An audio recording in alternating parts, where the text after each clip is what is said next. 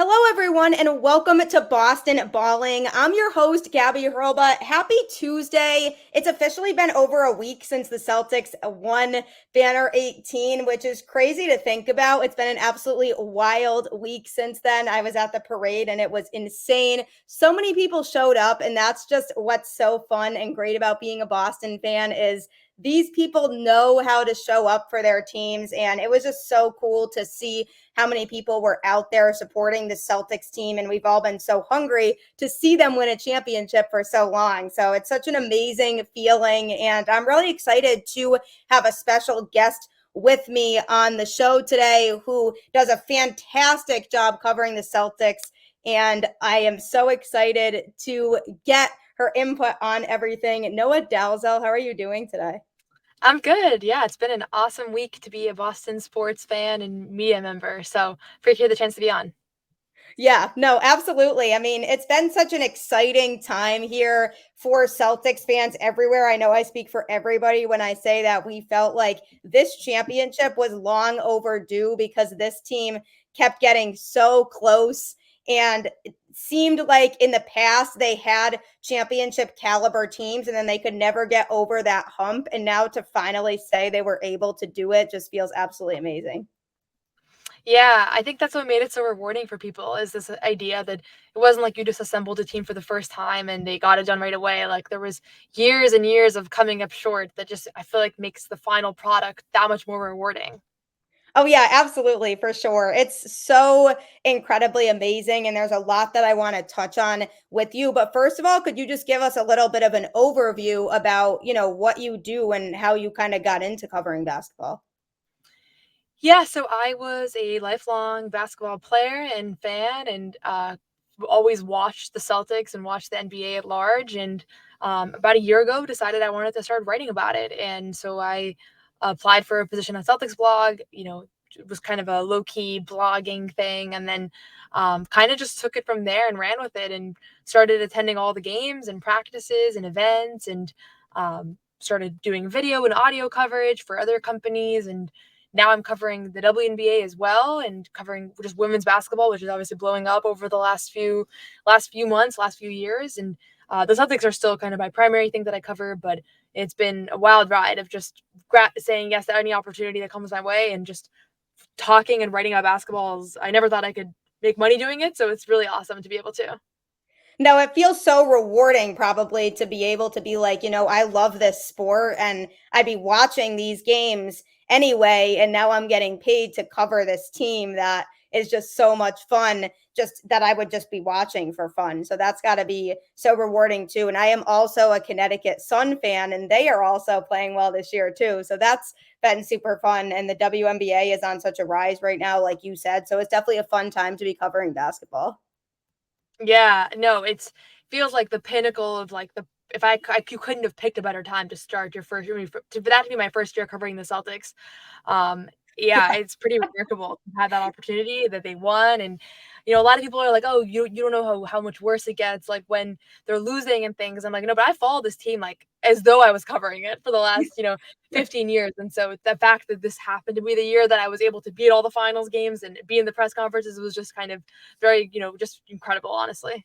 Yeah, like we've experienced the heartbreak that has come with watching this team. And so, Yeah. us as fans, first and foremost, can connect to all of that hurt that we've been put through. And, the biggest thing for me going into this postseason this year was it felt like there was a ton of pressure on the Celtics. I mean, this was a must win year with how well they did in the regular season and just how heavily favored they were to win the finals. And there were all those narratives going around prior to this year of, can Tatum and Brown win a championship together? Are they capable of stepping up in the big moments to, deliver that final product and actually win? And there was so much pressure on them this year going into it. And it feel like they just completely dominated all of their competition in the postseason.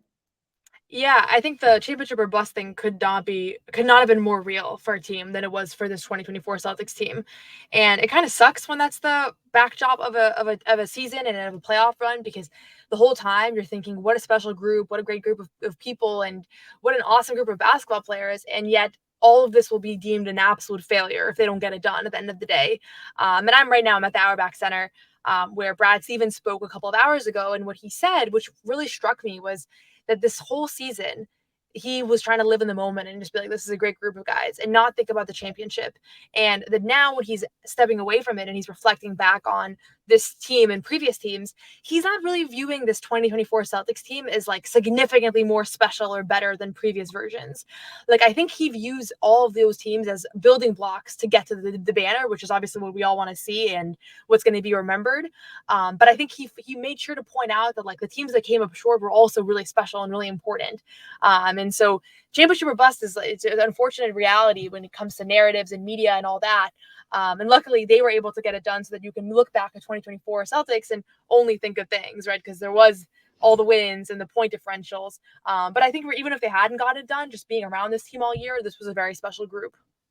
Oh, absolutely. Yeah. And you could tell just from watching them how much they wanted to win. And Tatum and Brown were so determined to get it done this year and win that championship together. And, I think they had the right combination of players around them this time around. And, we look at somebody like Jrue Holiday. How much of a difference do you think having him there made on this team, having that veteran experience and having been in that spot before? Yeah, I was just telling another reporter, I think the moment they traded for Jrue Holiday, it was a couple of weeks after I got my job covering the Celtics. And I was thinking, this feels like a little too many good coincidences. Like, I think they're going to get it done because he was always one of the players that I loved that wasn't on the Celtics. And there's a lot of them, but he's one of the guys that I always thought, like, if he ever ended up in Boston, I think he'd just be the thing that got them over the top. And obviously, Brad Stevens felt the same way. He's talked about that extensively, that Jrue was on his short list of guys he wanted to trade for. And yeah, I think during the regular season, he had his learning, he had his struggles. There were stretches where he felt like he was, smoking layups, and he was trying to figure out what his role was offensively, and going off of, he was an all-star last year, and now he's, the fifth option on a team. I think it was definitely an adjustment for him. But man, when the playoffs hit, it was like you had this guy who was cool under pressure, had been there before, was a versatile defender. I mean, so many huge plays, whether the offensive rebound in Indiana or the steal on Nesmith. Like, I can't even, you could go on forever about just clutch plays that he had in a postseason where there really weren't that many clutch opportunities because they were smoking teams, right? So he was awesome. I felt like he got them. He was kind of the distinguishing factor between previous iterations and this year's iteration, as well as Jaylen Brown's improved play. As I think that's another big factor. But ultimately, Porzingis didn't play that much, right? He was huge when he did in game one. Like, you don't know how that series goes if he doesn't have that monster game that he had. But Jrue Holiday was the main distinction on paper between previous groups and this group. And I think everybody grew, but he was just, it's hard to find the words to describe how much of a difference maker I think he was for this team. Yeah, ultimately, I do think that's what put them over the top. If you take Holiday out of the equation, they would not have gotten the same results that they got in this postseason, just absolutely mowing over their opponents. And I was like, wow, like this is just not even close. Like, these games are just like so defining for the Celtics that it's just very clear that they're just better than everybody. And we knew that going into it, but you obviously never know in the playoffs because it's such a different animal. Everybody's stepping up to the competition. And so when you get to that environment, you never really know what's going to happen. But I think the addition of having Holiday there just made Right. such a massive difference for this team. And I also think Derrick White and just his role with this team is so important and sometimes not talked about enough. Just what he really did and how much he grew tremendously this year because he was such a key factor in this entire season, really. Yeah, absolutely. And I think there were stretches where obviously he was being campaigned to be an all-star potentially, right? So he was, like, another guy. I probably should have mentioned him the first time around, but he was just instrumental. And just, I don't know that you could have seen that leap coming. I mean, maybe you could have because you showed signs of it in the previous postseason. But the shooting, I forget the exact stat, but he now shares like 3-point shooting stats records with like Curry and Clay, and like that's it. Like, as far as the amount of threes that he hit during this playoff run and at that efficiency. And so I don't know if am I freezing up. And so Yeah. to me, it was just there's there was a lot that had to go right to win the championship.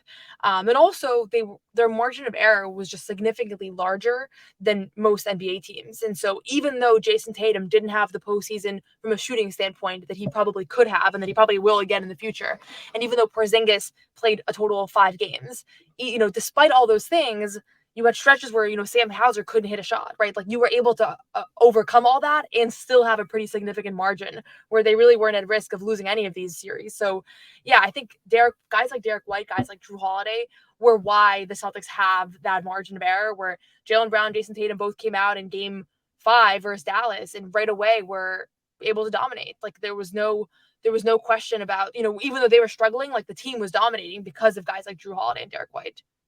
Yeah, and I think it really just speaks to the depth that this Celtics team really had this year. Because if you really look at this roster as a whole, like you talked about before, there were other guys who were stepping up. And when Tatum wasn't having his best game offensively, you had other guys who could come in and just start making a ton of shots. And even, guys like Peyton Pritchard making his clutch shots when he did. That's a guy who I think has been interesting to watch over the last couple seasons too, because he's really developed into a solid role player off the bench. And he was somebody that, previously people were talking about potentially the Celtics trading because they felt like he might not have had a huge role on this team, but he's really developed into a great guy to have off the bench as one of those first go-to players off the bench. And he had his big moments even in the postseason too. And I just feel like it really speaks to what the fact that their depth was just ahead of where everybody else was at. Yeah, absolutely. And there was a lot of question marks around this bench and whether what they were going to be able to deliver. In particular, I think Peyton Pritchard and Sam Hauser were both viewed as defensive liabilities and as guys that were they going to still be able to shoot when the light was brightest. And they had their struggles. Like Peyton Pritchard made 2 shots in the 4 wins in the finals. They were both the heaves. Like those are the only shots that he made in their 4 wins, right? Sam Hauser I think shot like 7% in the conference finals. So they had moments where they were not at their best, but I think the thing about both of those players, and they come to mind first when we think about like bench pieces because they were the most reliable in the rotation, is that they weren't just there because they could shoot or because they could score. Like they became all-around players that Joe Mazzulla could trust to have out there to grab timely rebounds, to get timely stops, to make good passes, to just be overall connective pieces and to just be all-around good basketball players, right? And I love covering the bench because I felt like sometimes they're the players that get asked about the least or get discussed the least. And I always asked Joe about Peyton Pritchard, about Sam Hauser, like what about their performances after they had big nights. And he would always say, like, it's not about the fact that he had 18 points tonight. It's all the other things that you're not seeing on the box score, which is why he's able to be on the court and be in position to contribute. And so, yeah, overall, I thought that they came up when they needed them to. And then again, the team was deep enough that even when they had their moments of struggle, it was okay because they had other guys that would step up.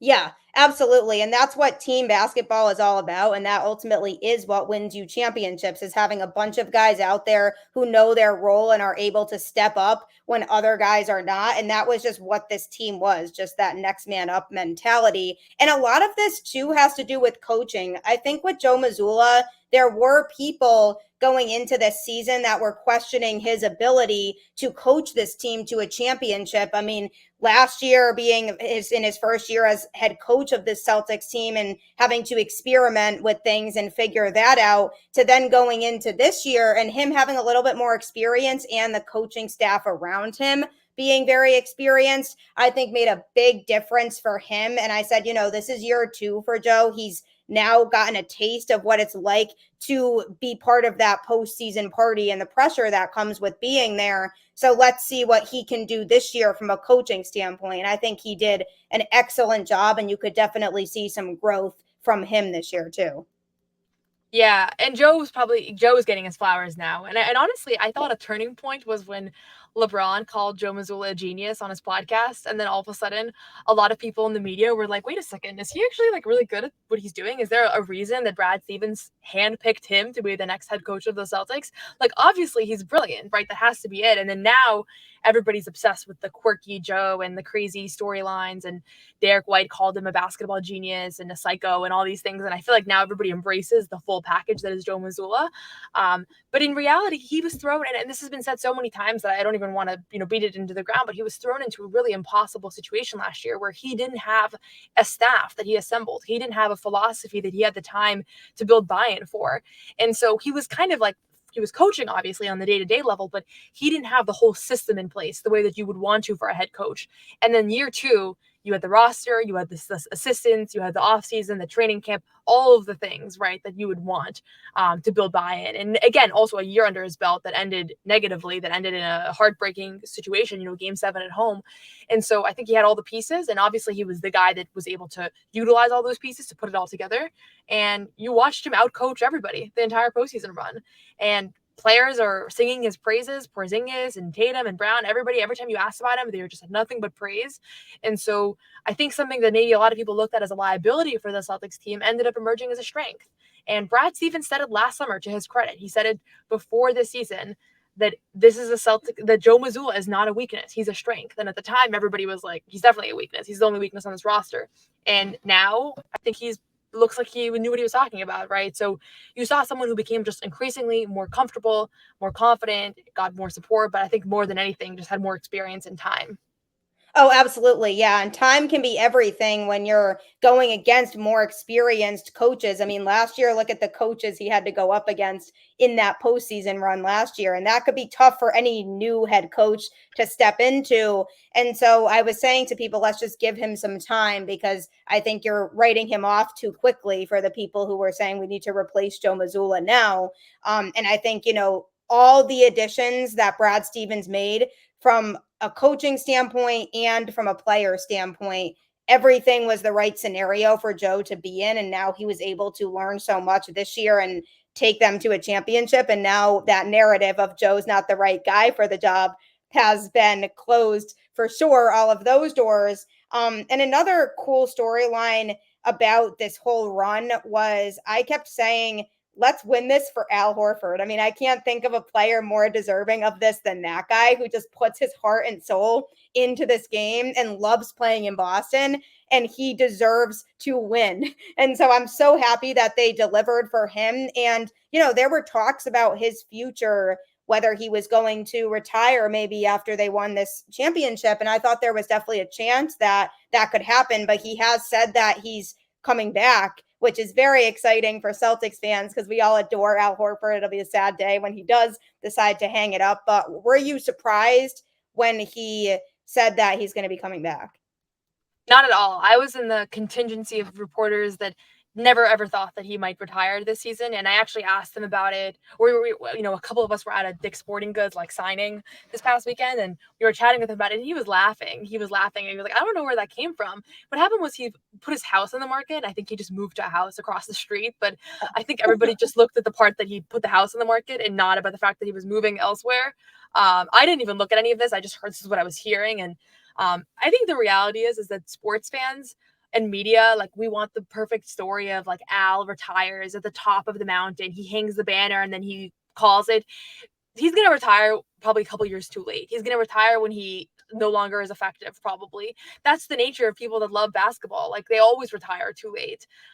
You see all the time, Pierce could have retired with the Celtics, right? And it could have been this really beautiful, and instead he became a journeyman, right? So I think it's just the nature of how these things happen. It's not the perfect story that we like. And Al wants to go back to back. He said that already.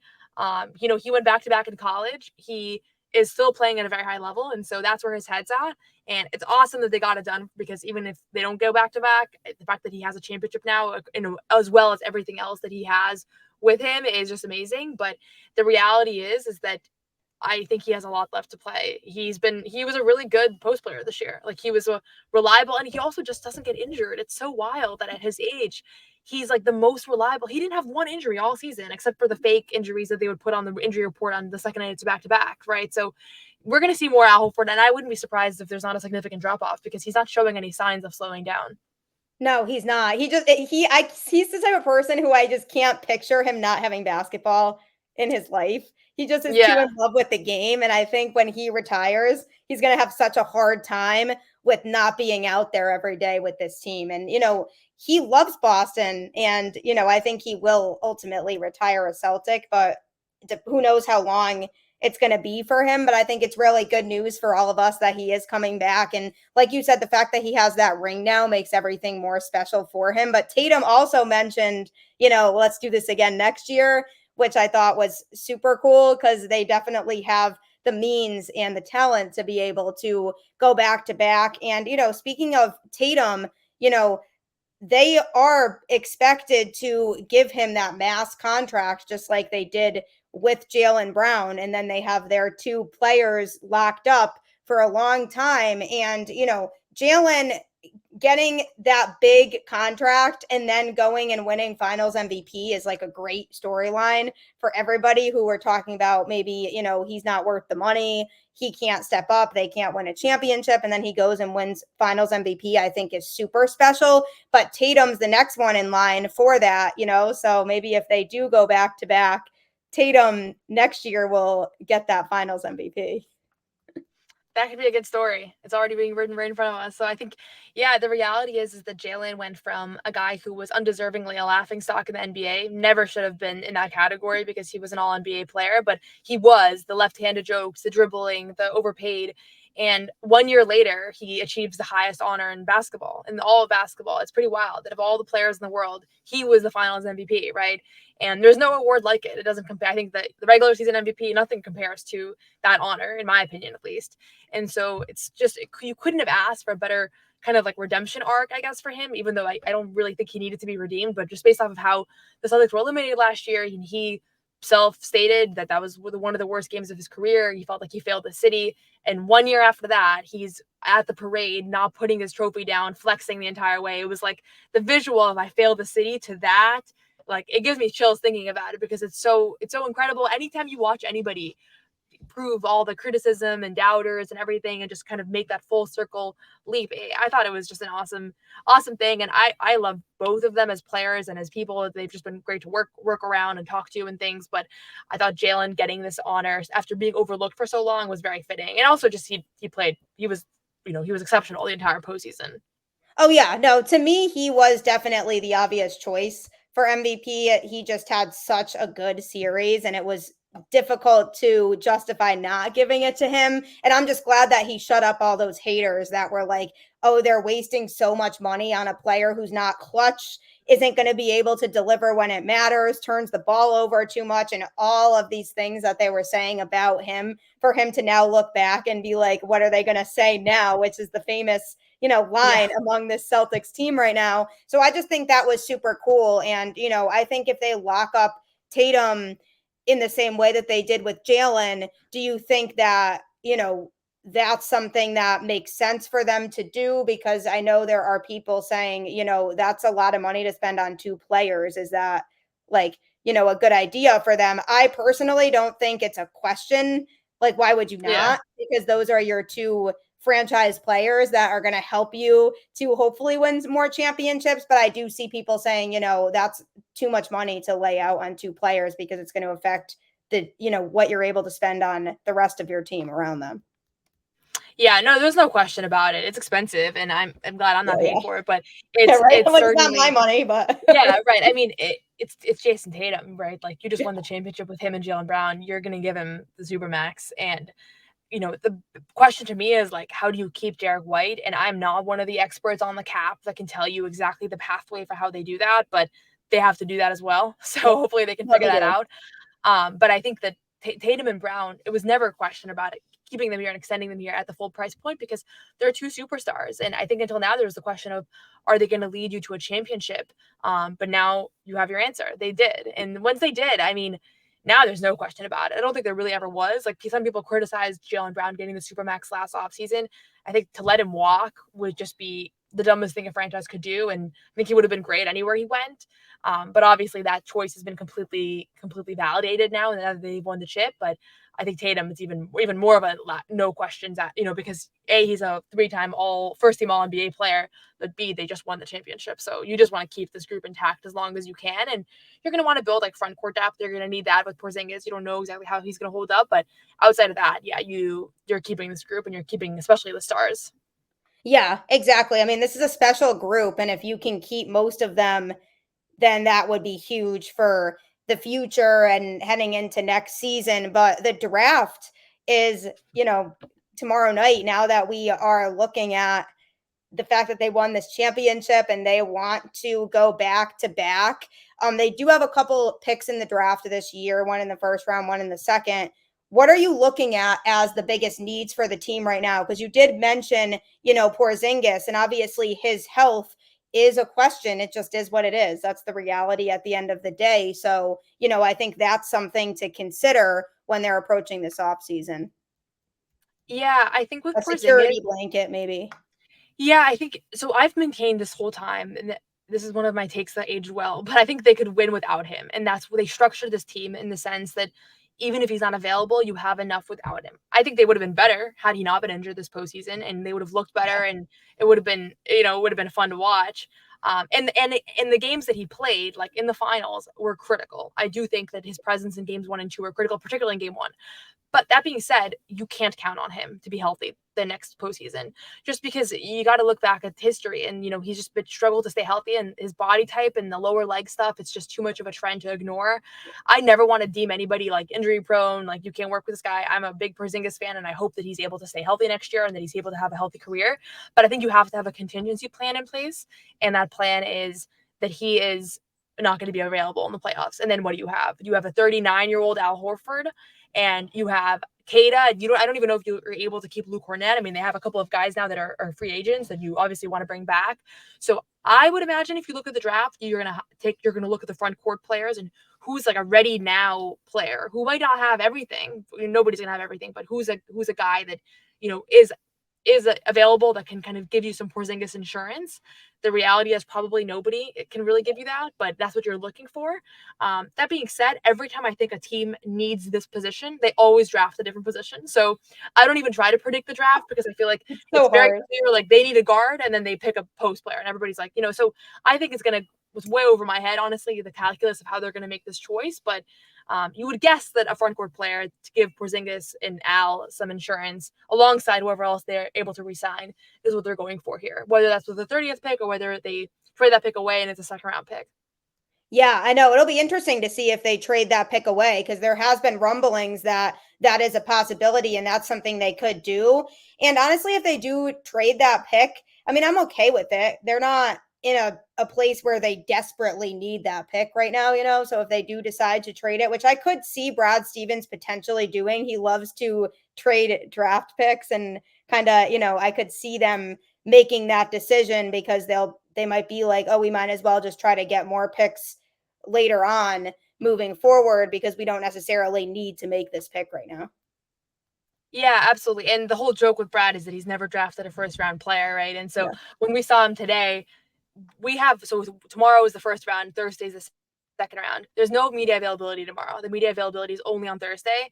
And they said that he might draft someone and then we talk about it on Thursday, but I felt like the fact that there's no media availability tomorrow only kind of increases my chances of thinking that they're not going to use that pick. So we'll see. He might use it, but I would not be surprised if he trades it for future seconds or whatnot, and then uses the only pick as like the 54th pick. They have had a bunch of workouts here. Like I'm sitting in a phone booth right now, and throughout this year, especially the last few months, a lot of times I'll see like players walking by, and I'm like, I don't even recognize them because it's like some random college player that's not even on anybody's radar. But they have been working people out. They're trying to get the right guys, but I would not be shocked if it ends up being that they just skip the first round. Yeah, and it is tough with the draft because you did mention it before too. A lot of these guys, when they get drafted, aren't ready immediately as it is. So it's really hard to be able to judge who's going to be a good fit in the future because these guys are, coming in brand new, coming from college. So it's hard to know really who's going to be the best fit for your team as it is. You can like certain things about this player, like, oh, I really like certain aspects of his game, but it's hard to know ultimately how he's going to perform when he gets to the league and if he is going to fit into, everything you're trying to do down the road. So it can be difficult making the right draft picks. And I feel like sometimes people don't always realize that because if a player they drafted doesn't pan out, people can get very angry about it sometimes as fans. But I think we have to just remember that, these players are young still. They haven't gotten that professional experience yet. And we don't really know what kind of player they're all going to be when they get to the NBA. Awesome. Yeah, I totally agree with that. I think that perspective that you can't necessarily imagine what this person's potential is. Like, I think people look back and they're like, what were they thinking? The reality is that there's entire teams of people whose whole career and profession is figuring out what these draft prospect ceilings are. But most of the people that do the talking are people like me, people in the media who look at the draft for a couple weeks out of the year, right? Like, I'll be the first to admit, I didn't watch college film of all these players that they're looking at between picks 40 and 60, right? But people like me are the ones that are now making assertions about whether these players are successful or not. I think so much of it is up to chance and up to factors kind of out of their control, also up to fit. Like, you look at players and you think about, had they been drafted elsewhere and they didn't get the opportunity, or they got the opportunity too soon. Like, there's so many things to consider. And so you look at guys like Jordan Walsh. I covered him a lot last year. I went to a lot of Maine Celtics games. And I thought to myself, I think this is somebody that has a potential to be a really good NBA player. But I could see him not being that, just depending on how things shake out here over the next few years. So it's just question mark after question mark. And you look at someone like Jaylen Brown, a lot of people are saying, how could you have thought he was going to be a bad draft pick? Well, the player that he was then is not the player that he is today. So then you're starting to think about work ethic, and you're talking to people that know him. And is he going to be one of those guys that elevates his game? And obviously with him, the answer was yes. But you're starting to look off the court and onto like conversations and character things and work ethic and people that know him best, right? And then it becomes a whole other game. So I'm glad it's not my profession, but it is really interesting to see how this stuff shakes out. Oh, absolutely. Yeah, I know. There's so many players that you could get really excited about when they're in college. Like, oh, I would love to see this player play for the Celtics. And then there's just so many circumstances that go into that, and certain things that have to just fall in your lap and fall your way that you can't control. But I do like Brad Stevens and everything that he's been doing for the Celtics team since being in his role. I think he just has a great perspective on needs and team chemistry and what fits well to the puzzle here with this team. So I really like him being in this role. I think it's been massive for this Boston Celtics team. But looking at the other teams in the Eastern Conference, obviously the Celtics were very clearly the best team in basketball this year. Hopefully they can maintain as many of these players on that championship roster as they can. But if you're looking ahead to next year, in terms of the roster makeup right now of other teams in the East, who do you see as potentially being the Celtics' biggest competition next year? Yeah, it's tough to know. I mean, my answer all year to this question was the Heat, because I had like trauma from watching the Heat over the Right. years. So even when they were like slipping through the rankings, I was like, they're the biggest threat in the postseason, which actually they kind of did look like it now that we're looking back. Like, they did look, I was still more scared about their gameplay than anybody. But I think looking to next year, maybe the Sixers, if they're able to get a third star alongside Maxey and Embiid, and if Embiid's able to stay healthy, which is a big question mark. I thought they were a potentially formidable opponent. Maybe the Knicks. I still was a little bummed that we didn't get to see a Knicks Celtics series, just from a basketball fan standpoint. I think they just had a very compelling team, and obviously they lost so much to injury. So a lot of it's going to go down to who can stay healthy. We didn't really see a lot of these teams at their best this past season, and so you expect that, odds are that you do a little bit. But those are the first teams that come to mind: the Knicks and the Sixers. The Bucks, potentially, although I'm not sold on that pairing after watching them play all year. Even when they were healthy, I'm not sold on them, and I think their other players leave a lot of question marks. So it's a weird conference, a lot of flawed teams. There's nobody that stands out immediately as like the main contender. And again, the Pacers are the ones that actually were in the conference finals and challenged them every game. So I should probably mention them as well. But I don't view them as a particularly concerning, I guess, opponent. Yeah, I mean, the Pacers are a fast team. They just Yeah. play very fast basketball, and there's a lot of athleticism on that team. Lots of young players who are talented for sure. I don't see them in the same level as the Celtics right now, but I think if they get the right pieces, they could be a very good team moving forward as well. Yeah, I mean, the Eastern Conference is definitely kind of just the Celtics and everybody else right now, but that's exactly what everybody else sees too. So other teams are definitely going to be aggressive this offseason to feel like they can compete with the Celtics next year. So it should be fun to see the Celtics go up against some of these teams, assuming that some of these other teams are aggressive this offseason. But hopefully the Celtics can do what they can to maintain these guys, because if you think about it, they don't really need to do a whole lot. They didn't have many holes this year. So hopefully they'll be able to, get these guys back, I think, is the biggest key. But I'm excited to see what they can do next year and if they can possibly repeat. But it was an absolute pleasure having you on here. I really appreciate you taking the time, and I'm definitely going to have you come back on here at some point Definitely, to yeah. talk about Connecticut Sun and the Yeah. WNBA too at some point. Yeah, I would love that. The Connecticut Sun, don't sleep on them. They're having an excellent season. I think we might be due for maybe another deep playoff run, if not a championship. So Fingers crossed on that. But thanks so much, Noah. I really appreciate you joining me. As always, everybody, thanks for tuning into the show, and I will catch you next time. Go Celtics. thank you.